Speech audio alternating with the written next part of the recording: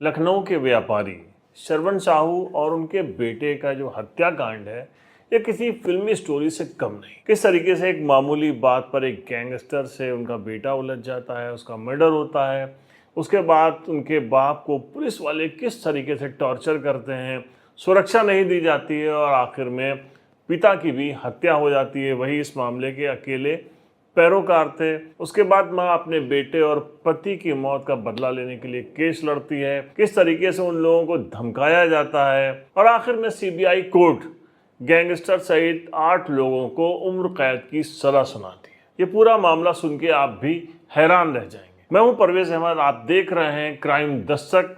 अभिवादन स्वीकार हो। कहानी शुरू होती है 16 अक्टूबर 2013 से। लखनऊ में कैंपल रोड है, वहां पर एक बियर की शॉप है। लखनऊ के तेल के व्यापारी श्रवण साहू का छोटा बेटा आयुष साहू अपने 2 दोस्त नितिन और आकाश के साथ बियर खरीदने के लिए उस बियर शॉप पे जाता है। सेल्समैन से बियर मांगता है और पैसे देता है। सेल्समैन कहता है कि सिर्फ एक ही बियर की बोतल बची है और जब वो उसको देता है उसी वक्त एक गैंगस्टर है लखनऊ का बड़ा मशहूर अकील अंसारी, वो पहुंच जाता है और गैंगस्टर कहता है कि ये बियर मुझे चाहिए। अब सेल्समैन तो बेचारा क्या करता, लेकिन ये तीनों लड़के उससे गैंगस्टर से उलझ जाते हैं। इनको पता ही नहीं होता है कि वो कितना ख़तरनाक इंसान है और ज़रा सी बात पे वो क्या कर सकता है। अकील अंसारी अपनी कमर में लगी हुई पिस्टल निकालता है और आयुष को गोली मार देता है, जबकि गोलियां उसके दोनों साथी नितिन और आकाश को भी लगती हैं। तीनों को हॉस्पिटल ले जाया जाता है, लेकिन हॉस्पिटल पहुंचते ही आयुष की मौत हो जाती है। अकील अंसारी के खिलाफ मुकदमा दर्ज होता है और अकील जेल जाता है, लेकिन कुछ ही वक्त के बाद वो जेल से छूट जाता है। अब अकील की तरफ से और पुलिस की तरफ से दबाव पड़ना शुरू होता है। दरअसल अकील अंसारी पुलिस का बहुत मुंह लगा था। वो क्यों इतना मुंह लगा था हम आपको बाद में बताएंगे, लेकिन पहले हम बताते हैं कि पुलिस की तरफ से भी इतना दबाव पड़ता है कि मृतक आयुष के जो दोनों दोस्त होते हैं वो लोग पेशी पे जाना ही बंद कर देते हैं। लेकिन मृतक के पिता यानी कि श्रवण साहू नहीं मानते हैं और वो कहते हैं कि वो अपने बेटे की मौत का बदला लेके रहेंगे, वो इंसाफ उसको दिला के रहेंगे। श्रवण साहू की तरफ से पैरवी चल रही होती है, तभी एक खेल होता है। लखनऊ के एसओजी का एक दरोगा होता है धीरेन्द्र शुक्ला, और लखनऊ का पारा थाना है, वहां के कुछ सिपाही होते हैं। ये लोग एक दिन 4 शूटर्स को गिरफ्तार करते हैं। इन शूटर्स के नाम होते हैं कामरान, अफजल, तमीम और अनवर। इन चारों को जब गिरफ्तार किया जाता है तो वो कहते हैं कि श्रवण साहू ने इन लोगों को 20 लाख की फिरौती दी है और कहा है कि तुम अकील अंसारी की हत्या कर दो, मुझे अपने बेटे के मौत का बदला लेना है। और इन चारों के स्टेटमेंट के बाद श्रवण साहू को गिरफ्तार कर जेल भेज दिया जाता है। लेकिन उस वक्त के जो एसओजी प्रभारी थे वो बड़ी ईमानदारी से काम करते हैं, पूरे मामले की जाँच करते हैं और उसके बाद एसएसपी लखनऊ मंजिल सैनी को रिपोर्ट देते हैं कि श्रवण साहू को फर्जी फंसाया गया है। ये जो चारों अभियुक्त जेल गए हैं ये अकील अंसारी के ही बड़े खास गुर्गे हैं और अकील अंसारी के कहने पर ही दरोगा और सिपाहियों की मिली भगत से श्रवण साहू को इस मामले में फंसाया गया। अब तत्कालीन एसएसपी मंजिल सैनी बड़ी कार्रवाई करती हैं। दरोगा धीरेन्द्र शुक्ला, सिपाही अनिल और धीरेन्द्र यादव को इस मामले में बर्खास्त कर दिया जाता है। मामले में तत्कालीन एसएसपी मंजिल सैनी ने एसओजी के दरोगा धीरेन्द्र शुक्ला सहित इन प्लानिंग में शामिल 14 पुलिस वालों के खिलाफ एफआईआर दर्ज कराई। इतना ही नहीं, एसएसपी मंजिल सैनी ने दरोगा धीरेन्द्र शुक्ला, सिपाही धीरेन्द्र यादव और अनिल सिंह को बर्खास्त कर दिया था। सिपाही राजा राम पांडे, सुजीत कुमार, विवेक मिश्रा, आलोक पांडे, लवकुश मिश्रा को सस्पेंड कर दिया गया था। दरोगा मोर मुकुट पांडे, पंकज सिंह, संजय खारवार और दरोगा विनय कुमार को लाइन हाजिर किया गया था। प्रभारी निरीक्षक श्याम नारायण यादव, प्रभारी चौकी मोहन दीपेंद्र के खिलाफ विभागीय जांच कराई गई थी। ये मामला 19 जनवरी 2017 का था। इसके बाद ये लोग श्रवण साहू को और ज्यादा धमकी दिलाने लगे जेल से कि अब अगर आगे तुमने पैरवी की तो तुम अपनी जान से हाथ धो बैठोगे।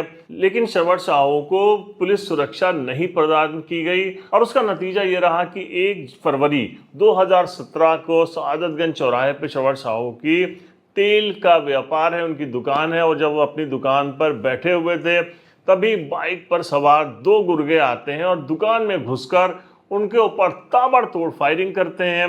सर में गोली लगने से श्रवण साहू की वहीं पर मौत हो जाती है। अब बेटे की पहली मौत हो चुकी थी और पिता की मौत हो गई। लखनऊ जल उठता है, चारों तरफ प्रदर्शन होते हैं। क्योंकि विधानसभा चुनाव सर पर था, इसलिए मामला और तूल पकड़ जाता है। तत्कालीन केंद्रीय मंत्री पीयूष गोयल भी इस मामले में श्रवण साहू के घर जाते हैं, उनके परिजनों को सांत्वना देते हैं और कहते हैं कि उसकी उच्च स्तरीय जांच कराई जाएगी। हाईकोर्ट के निर्देश के बाद मामला सीबीआई को सौंपा जाता है। सीबीआई तो सबसे पहले रिपोर्ट देती है, उसमें कहती है कि सुरक्षा प्रदान करने में जो लापरवाही बरती गई है उसके जिम्मेदार लखनऊ के डीएम और एसएसपी मंजिल सैनी हैं, इनके खिलाफ विभागीय कार्रवाई होनी चाहिए। लेकिन जो श्रवण साहू के बड़े बेटे थे, उनके कहने के बाद, उनके बयान के बाद ये लोग कार्रवाई से बच गए थे। अब हम आपको बताते हैं कि अकील अंसारी है कौन। अकील अंसारी रहने वाला सीतापुर का था। बचपन में इसके पिता की जब मौत हो गई तो इसकी माँ इसको लेके लखनऊ के ठाकुरगंज आ गई। वहाँ उसकी माँ ने तीसरी शादी की। अब जिससे उसने शादी की वो एक बिगड़ा हुआ इंसान था, लिहाजा उसकी संगत में आकर अकील अंसारी भी बचपन से ही अपने हुनर दिखाने लग गया। धीरे धीरे ठाकुरगंज के इलाके में वो छोटी छोटी घटनाएं करने लगा और उसके बाद वो पुलिस का मुखबिर बन गया। पुलिस के मुखबिर बनने के बाद उसके हौसले बुलंद हो गए, ज़मीनों पे कब्जे, लोगों से रंगदारी करने लगा। धीरे धीरे लखनऊ के जो सीरियल किलर भाई थे उनके संपर्क में आया। उसके बाद फिर ये शूटर हो गया।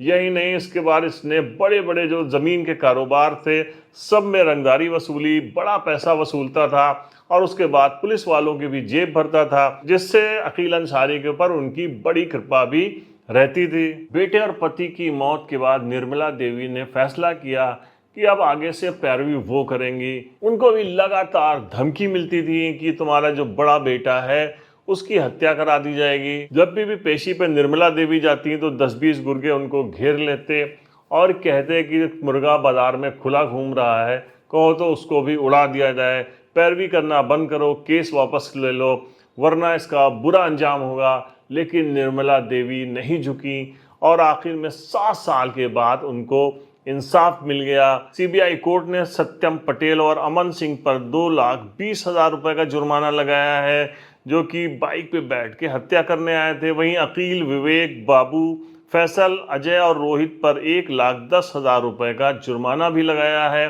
साथ ही इन सबको उम्र कैद की सजा सुनाई है। हालांकि परिवार कोर्ट के इस फैसले से खुश नहीं है। उनका कहना है कि अकील, सत्यम और अमन, अगर इन तीनों को फांसी नहीं दी गई तो ये लोग फिर बदला लेंगे और उसी तरीके से हम लोगों को परेशान करेंगे।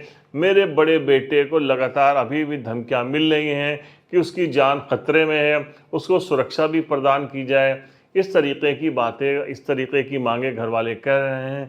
लेकिन ये जो पूरा हत्याकांड है, जिस तरीके से मर्डर होते हैं, पहले बेटे का मर्डर होता है, फिर बाप का मर्डर होता है, फिर पैरवी करने वालों को परेशान किया जाता है, पुलिस वाले मिली भगत करते हैं, उनके ऊपर कार्रवाई होती है। इन सब को देख के लगता है कि हम लोग किसी फिल्म की स्टोरी देख रहे हैं, लेकिन ये सब कुछ हमारे समाज में होता है और हम उसको झेलते हैं। सरकारें बदलती हैं, अलग अलग अफसर आते हैं, अलग अलग नेता आते हैं, लेकिन जो कानून के दांवपेच हैं उसमें आम लोग उलझते हैं और गैंगस्टर, बड़े बदमाश अपराधी उसका फ़ायदा उठाते हैं, जिनके ऊपर रोक लगाने की बहुत ज़रूरत है। तो ये थी आज की हमारी स्टोरी। हम मिलते हैं नेक्स्ट एपिसोड में किसी नई क्राइम स्टोरी के साथ। तब तक के लिए सतर्क रहिए, सचेत रहिए और अपना ख्याल रखिए। जय हिंद।